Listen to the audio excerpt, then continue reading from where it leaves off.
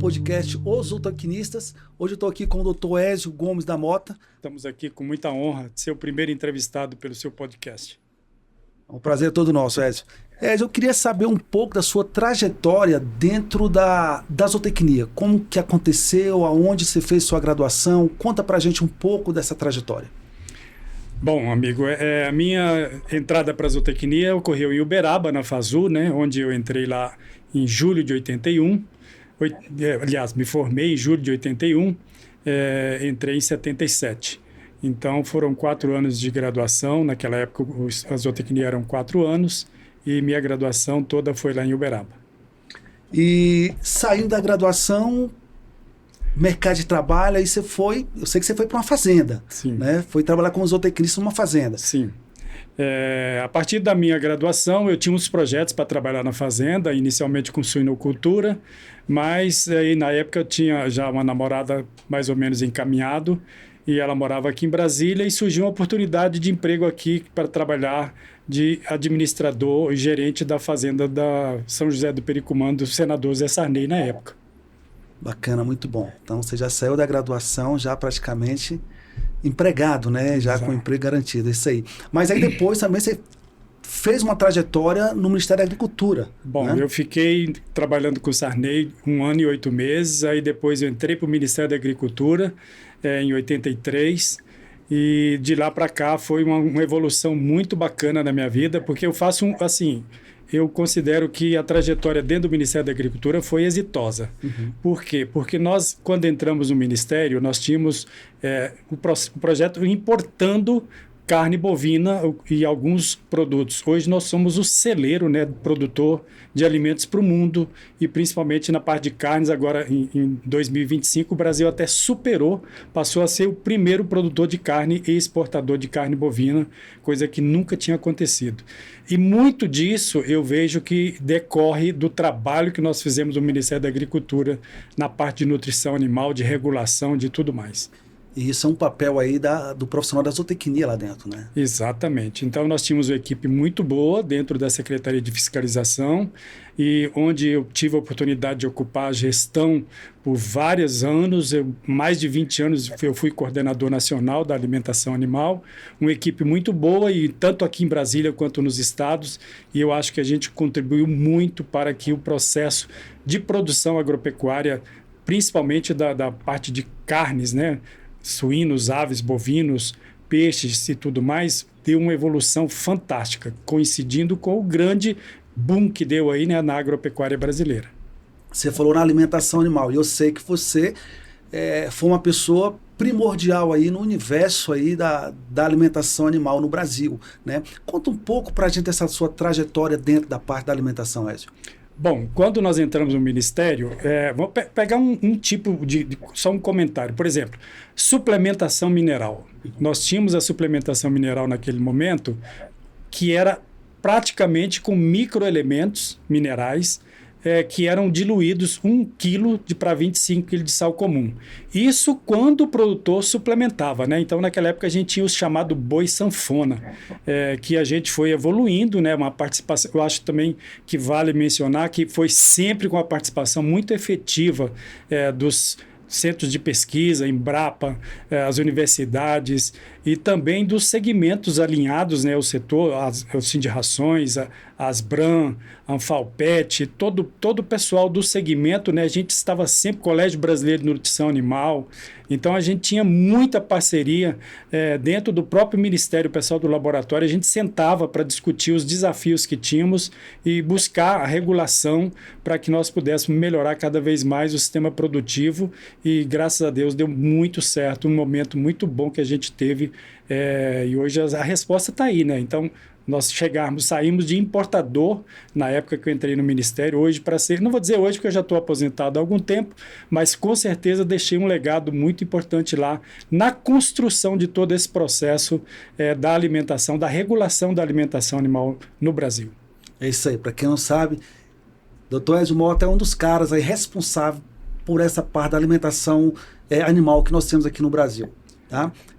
Eu lembro de uma parte do que ele falou aí no que se refere à parte da mineralização. Né? Eu lembro que a gente comprava os saquinhos, os kitzinhos de micro minerais, e aí fazia aquela mistura, né? E fornecia para os animais. Comprava o fosfato bicálcico, que era a maior quantidade, um saco, e aí fazia a mistura desses ingredientes e a gente fornecia para os animais naquela época, junto com o sal comum na época, né? Misturava tudo ali e botava, né? E hoje a gente sabe que essa parte da alimentação, da mineralização, está indo muito mais além do que o que a gente fazia aí há 20, 30 anos atrás aí, né? Mas muito bacana, muito interessante essa sua trajetória toda dentro da zootecnia brasileira. E além disso, também eu sei que você faz parte da Academia Brasileira de Zootecnia, né? É uma entidade nova dentro da entidade da Associação Brasileira de Zootecnia. Eu queria que você comentasse um pouco o que é a ABZ, quantos membros essa academia tem e qual é o principal papel dela hoje. Bom, a Academia Brasileira de Zootecnia ela foi criada, né, em decorrência de uma discussão que houve dentro da Associação Brasileira de Zootecnistas, que eu tive o prazer de participar efetivamente também da Associação Brasileira de Zootecnista. Já ocupei a vice-presidência da ABZ por 5 mandatos, 2 mandatos com presidência de Jorge Corrêa, 2 mandatos com a presidência do Walter Mota e 1 mandato com a presidência da Célia Carré. Então, desse trabalho todo de longos anos aí, né, a ABZ foi fundada em 98. Então, a gente já bastante tempo a gente foi discutindo, né, o que poderíamos avançar em termos de organização da zootecnia no Brasil e também uma participação efetiva com outros países aqui da América Latina e também de Portugal.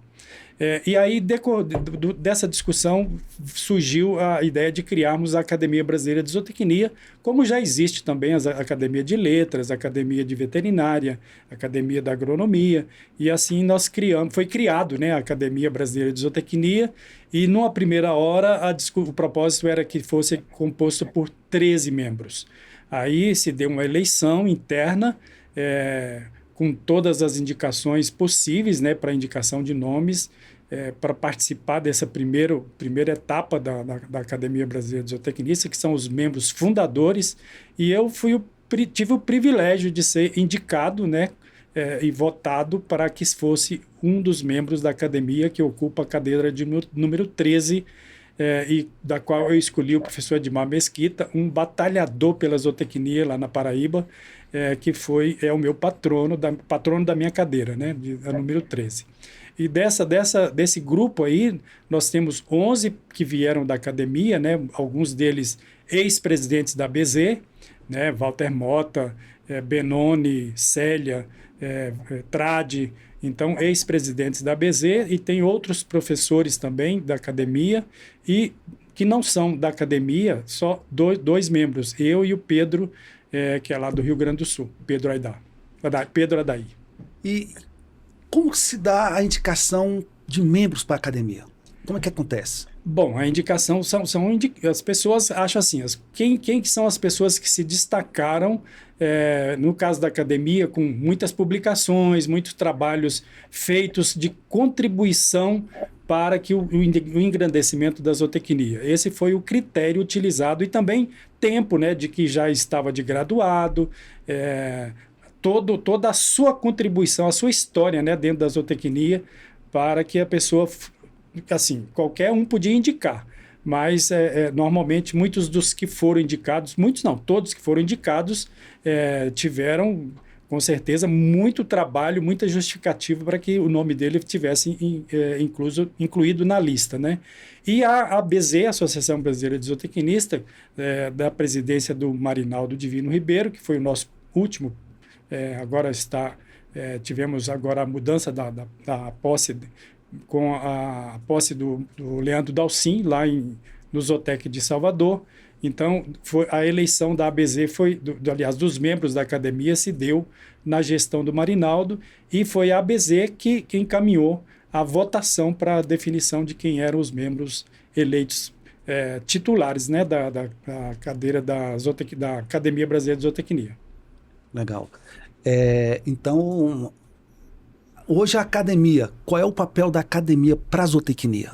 A parte mais prática da academia dentro da zootecnia brasileira? Bom, assim, eu vejo que a academia ainda começou recentemente o trabalho, né? Ainda tem muita coisa para ser feita. A recém acabou de elaborar a norma, o estatuto, né, da academia. Inclusive, estamos com o propósito de ampliar o número, porque achamos que 13 pessoas é muito pouco. Infelizmente, já tivemos até uma perda, né, o professor Paranhos, que faleceu recentemente, que ele era membro também da academia, e nós vamos escolher um substituto para a cadeira dele, que também fará a cadeira dele professor titular, mas o que ocupar a cadeira dele não será mais membro fundador, será só titular, né? Então, teremos provavelmente a indicação de mais 14 pessoas, né, para fazer parte da academia, sendo para substituir a cadeira do professor Paranhos e mais 13 pessoas que farão parte da academia. Bacana. E nessa linha também será o mesmo processo. Será escolhido pessoas que têm um legado, que têm um histórico dentro da zootecnia, para que sejam os próximos indicados para votação para a academia. Muito bacana toda essa história que você traz para a gente, mas além disso eu queria que você contasse para todos nós, né? Eu quero saber toda a sua trajetória. Eu sei que você já passou em várias diretorias que estão relacionadas à zootecnia brasileira, né? Desde a ABZ até as associações mais locais dentro da nossa federação. Conta pra gente um pouco dessa trajetória sua dentro da zootecnia brasileira. Bom, a zootecnia aqui, vamos pegar Brasília e entorno, Distrito Federal e entorno. Nós criamos a Associação Brasileira de Zootecnia, a Associação dos Zootecnistas do Distrito Federal e entorno, e nós tivemos um primeiro momento muito bom, muito participativo. Era um grupo ainda mais jovem na época, né, mas um grupo muito coeso. E nós fizemos um trabalho assim, de fortalecimento da zootecnia dentro do Brasil. Tivemos a oportunidade, por exemplo, vamos pegar a Emater. Na época, não existia nenhuma vaga para a Emater para zootecnia. Então, como é que se deu a vaga para a zootecnia na Emater? Nós, enquanto Associação dos Zootecnistas, a gente elaborou uma proposta, tivemos uma discussão e foi elaborado vamos contratar um advogado para entrar com processo para embargar ou para que possa ser criado vagas para zootecnia na Emater. E nós fomos vencedores, tivemos a indicação dos duas primeiras vagas para zootecnia dentro da Emater. Então, que entraram nesse primeiro concurso, o Dilson e o Elcio, que depois começou, né, então, a abrir mais portas para a zootecnia, principalmente o Dilson, na gestão dele, tivemos uma evolução muito positiva de vagas para a zootecnia dentro da Emater. A mesma coisa dentro do Ministério. Então, felizmente, como eu ocupei vários cargos dentro do Ministério, né, eu tive a oportunidade, por exemplo, de ser secretário substituto da Secretaria de Desenvolvimento Rural e Cooperativismo, e com a parceria muito positiva com o secretário da época, o Márcio Porto Carreiro, que tinha vindo do Mato Grosso do Sul e está aqui até hoje na ProSoja, que é um parceiro, que eu acho que um grande líder, que me deu a oportunidade de fazer um trabalho muito bacana com ele. Aliás, quando eu assumi essa vaga, eu nem o conhecia, eu conheci ele na posse dele, e ele me convidou, durante o meu cumprimento para ele, na posse, ele me convidou para fazer parte da equipe dele e ser o substituto dele na secretaria. Eu falei, mas como que pode? Eu nem te conheço direito, agora que eu estou te conhecendo, e ele, não, eu já te conheço, eu já sei quem é você. E me convidou, eu até pedi um prazo para ele, para poder ver se eu aceitava esse convite, esse desafio, né? Porque eu sempre trabalhei muito mais próximo da nutrição animal, então eu estaria mudando de secretaria para uma parte de gestão mesmo. E foi uma experiência fantástica que eu tive, trabalhar com Porto Carreiro, e me deu a oportunidade de, naquela época, abriu-se vagas para o Ministério da Agricultura, e nós tivemos na Secretaria 50 vagas, onde nós pudemos distribuir 17 vagas para o Ministério, que foram depois chamadas outras pessoas, e que começou aí a evolução, né, das vagas para a zootecnia dentro do Ministério da Agricultura. Depois tivemos também o colega Kleber, que ocupou o departamento DEFIP, que também conseguiu algumas vagas. E eu acho que é isso. Eu acho que a zootecnia ela precisa de pessoas ocupando espaço para que seja lembrado. Porque se você não é visto, você não é lembrado. Então, é um convite que eu faço para as pessoas que estão hoje, principalmente no serviço público. Busquem seu espaço, ocupem seu espaço, participe das ações de fortalecimento da zootecnia, porque é só assim que a gente vai crescer e vai construir espaços e um futuro melhor para a nossa profissão. Tá muito bacana essa sua trajetória, mas eu queria que você me contasse um pouquinho mais. Eu sei que você foi membro da membro da Academia Brasileira de Zootecnia. Eu sei que você foi membro da Associação Brasileira de Zootecnia, foi presidente e atualmente é membro também da Associação dos Zootecnistas do Distrito Federal e do entorno. Conta pra gente todas a tua carreira dentro da zootecnia, dentro das associações, para a gente saber um pouquinho quem é mais você. Além da parte profissional, essa parte mais ligada à parte administrativa da zootecnia brasileira. Ok, então vamos lá. Onde surgiu tudo isso? Quando eu estava no Ministério, principalmente na gestão da nutrição animal, eu era muito convidado para fazer palestras em todos os eventos. Zootec fui várias vezes, inclusive das universidades também várias vezes fui, e dali, dessas minhas participações como palestrante nos eventos, me convidaram para ser a primeira vez lá vice-presidente junto com Jorge Correia. Então, dali veio um envolvimento muito maior, né, da minha parte, como eu era membro vice-presidente da ABZ, eu tive muito mais trabalho. Eu já estava aqui presidente, já tinha estado como presidente da Associação dos Zootecnistas aqui de Brasília. A gente já tinha fundado a nossa associação. Então, e naquela época a associação era muito ativa, participativa mesmo. A gente tinha uma equipe, embora muito menos zootecnistas que tem hoje em Brasília, mas a gente tinha uma equipe muito coesa, estávamos sempre juntos, muitos eventos comemorativos também, e muita discussão, né, de como é que a gente vai criar espaço para a zootecnia. Então, isso foi abrindo espaço para que eu pudesse ser visto também para fora, né? Então, participando dos Zootecs. Nos Zootecs, a gente também abriu muita discussão, muita oportunidade para a evolução da zootecnia. E tudo isso foi um desencadear, né, de toda a minha evolução na zootecnia. Então, dentro do Ministério, nesse trabalho forte lá no começo, com a área de nutrição animal, e depois a alimentação animal no todo, né? Tanto na parte de registro, de fiscalização, de tudo. E nós tínhamos uma equipe muito boa. A alimentação animal a equipe não era grande, era pequena, mas a gente tinha uma equipe muito profissional e assim, sempre no propósito de que o setor pudesse crescer junto, né? E o Brasil sair daquele marasmo que tinha do chamado boi sanfona.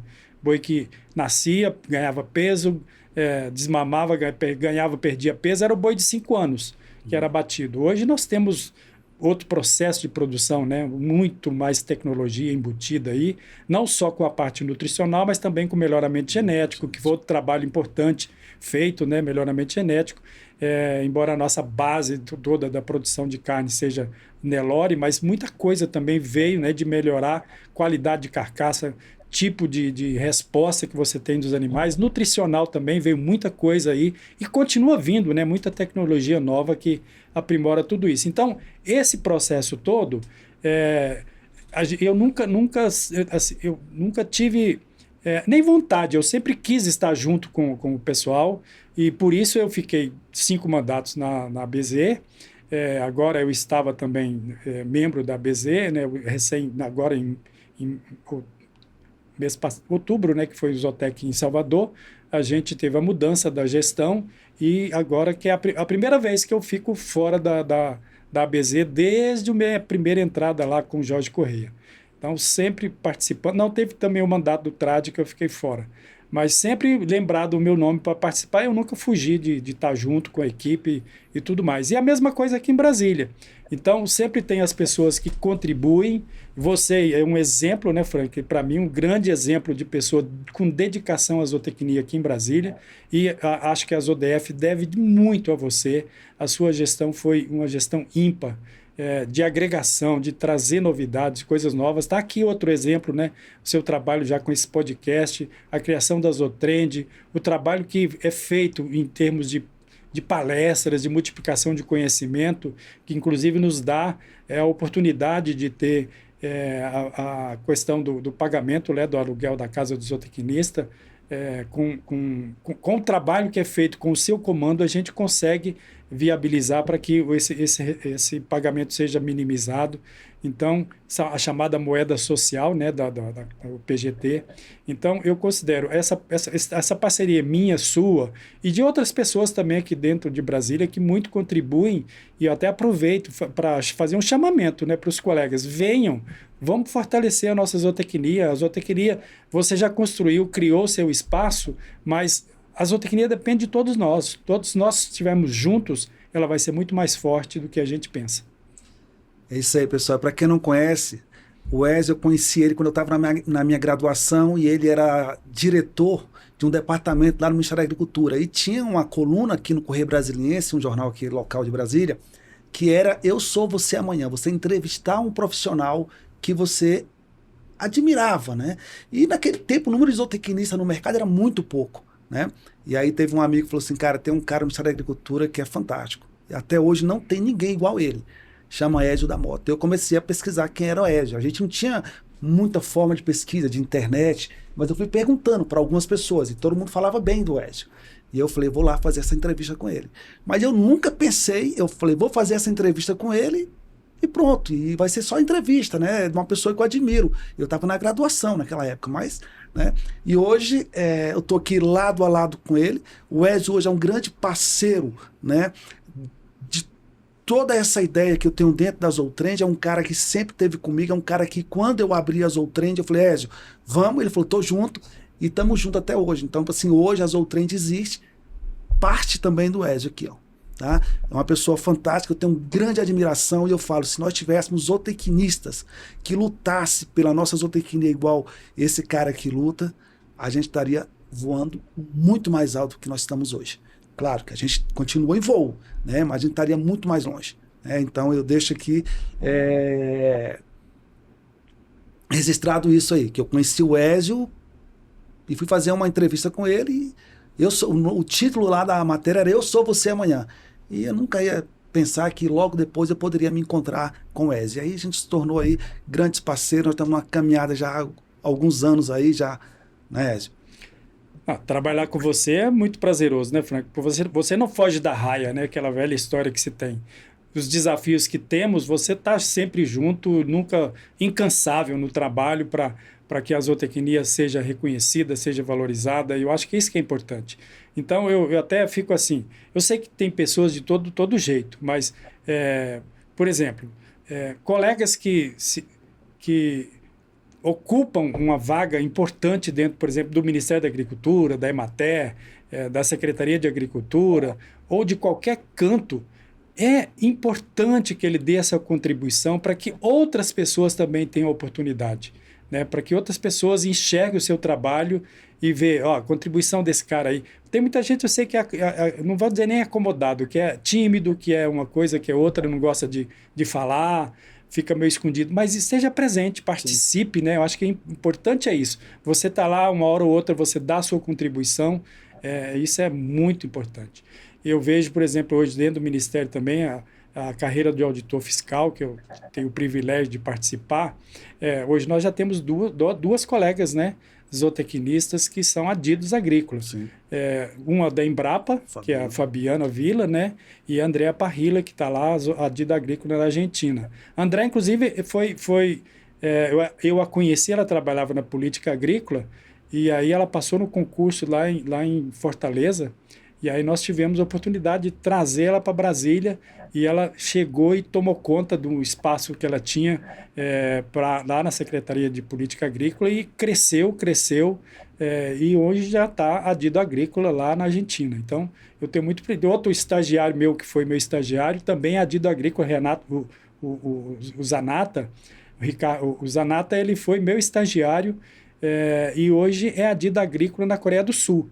Então, eu fico muito, muito agradecido por ter pessoas assim que passaram comigo e que cresceram, evoluíram, estão ocupando muito, cada vez mais seus espaços. É isso aí, Edzão. Eu E, queria. e também na parte de empresas, né, do setor agropecuário, sou muito realizado com tudo, porque volta e meia me chamam para dar consultoria. Agora, recente, eu tive em Goiânia, numa palestra lá com o pessoal da Asbram, que são meus amigos, são meus parceiros, que eu acho que talvez o campo que eu mais ajudei para que desenvolvesse foi esse da nutrição animal, da suplementação mineral. Porque nós tínhamos muita coisa ruim sendo exposta no mercado, né? Então, eu acho que a regulação, as coisas com empresas sérias, inclusive eu aproveito para fazer um chamamento aqui para os produtores rurais. Muito cuidado com a alimentação animal, porque eu, particularmente, tenho um pouco de preocupação com o distanciamento que às vezes está acontecendo com a nutrição animal. O que está acontecendo? Talvez pela falta de gente, o Ministério anda delegando muito as coisas, e eu tenho recebido muito retorno, né, do pessoal que às vezes reclama que a evolução do crescimento dos clandestinos, a dificuldade que o pessoal tem, às vezes, de infraestrutura básica, né, veículo segurado, com seguro. Os caras, às vezes, têm veículo está com má qualidade, sem seguro, então a pessoa fica arriscando aí de ter um acidente, ter que pagar e tudo mais. Então, é muito complicado você ter uma estrutura que possa viabilizar que as pessoas trabalhem efetivamente. E hoje a alimentação animal está dentro do Dipoá, e aqui, por exemplo, a Brasília. Brasília está subordinada aos terceiros CIPOA, que é Goiânia. Então, Goiânia faz a gestão do Tocantins, de Goiás, de Brasília e parte de Minas Gerais. Então, é muito desafiador os deslocamentos que as pessoas precisam ter com um pequeno quadro, e isso o que faz? Principalmente com o processo que eles trabalham, análise de risco, e essa análise de risco, o que é? As pessoas vão atrás de risco, eles trabalham muito as pessoas que estão legalizadas. Uhum. Então, eu vou lá, colho uma amostra, deu um problema, então começa a contar o risco. As coisas que são não conformes, cada um vai evoluindo no risco. E o direcionamento da fiscalização está muito para isso. E eu vejo que é necessário que se busque muito o acompanhamento do comércio, que no comércio é onde que vai as coisas clandestinas. E tenho visto também muita reclamação do crescimento muito efetivo, muito forte de empresas clandestinas aí, que infelizmente, né, cria uma concorrência desleal e muitas vezes fica o produtor comprando gato por lebre. Então eu faço um chamamento, cuidado com o que está comprando, procure sempre uma empresa idônea, procure informação com um técnico, uma pessoa que possa te orientar, porque nem sempre aquilo que está muito bom para você em preço é a melhor indicação que você tem. Legal, Ézio. Ézio, deixa uma mensagem hoje aí para a gente tem um público gigante de estudantes, de profissional da zootecnia hoje. A Zootrend, ela tem aproximadamente aí 70% do público dela hoje lá são da área de produção animal. Eu queria que você deixasse uma mensagem, né, para essas pessoas. Para o estudante. Para o estudante, para o profissional. Tá. Olha, a mensagem que eu deixo é o seguinte. Primeiro, seja o máximo possível competente.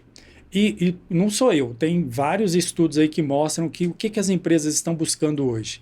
Estão buscando pessoas que tenham desenvoltura, né? Então é preciso que você saia do seu quadrado, corra atrás, se possível, preferencialmente com língua, particularmente o inglês, é importantíssimo para você buscar espaço.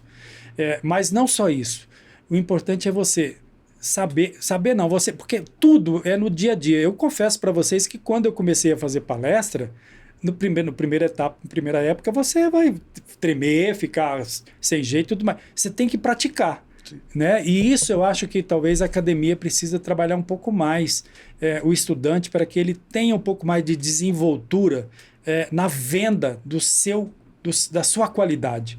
né? Chegar, a empresa vai te contratar, você chegar e dar o seu recado. Como é que a primeira coisa que o empresário vai olhar para você é assim, pô, esse cara é muito quietinho, é muito assim, não vou dizer que você não vai ter oportunidade, mas certamente ele vai escolher aquele que tem mais desenvoltura. Sim. Então, é importante o pessoal praticar muito essa questão da comunicação, porque a comunicação hoje é base, e também buscar conhecimento de tecnologia, né? Informática, algumas coisas aí também de estatística, de utilização de ferramentas, né? De várias ferramentas que podem melhorar. Agora com a inteligência artificial, então está mais fácil ainda, mas o que é mais básico para mim é a desenvoltura. O pessoal ser atirado, mas precisa de ter comunicação. E é isso. Então, estude. Os profissionais.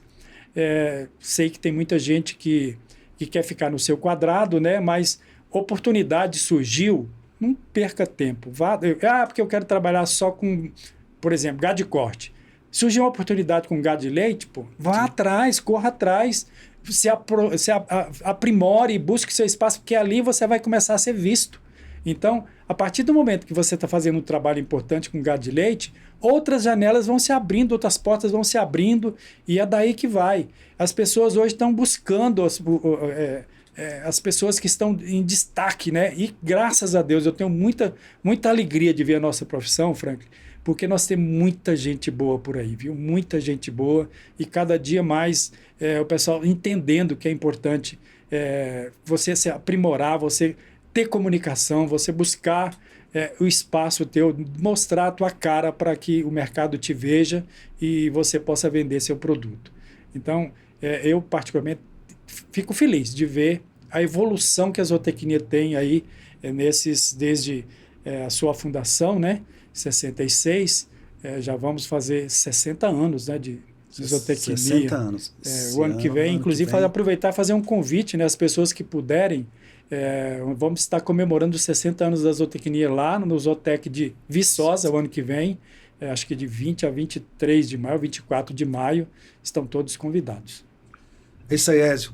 Obrigadão mais uma vez, né? Meus agradecimentos aqui por você estar conosco aqui hoje, falando um pouco de zootecnia, que é o que você sempre fala, que a zootecnia você é como se fosse uma cachaça, né? Zootecnia é a minha cachaça. É a sua cachaça, né? Então, mais uma vez, muito obrigado, tá? E a gente vai se encontrar aqui outras vezes ainda. Com certeza, estamos juntos, e precisar de mim, só dá um toque, chama que eu venho. Obrigado.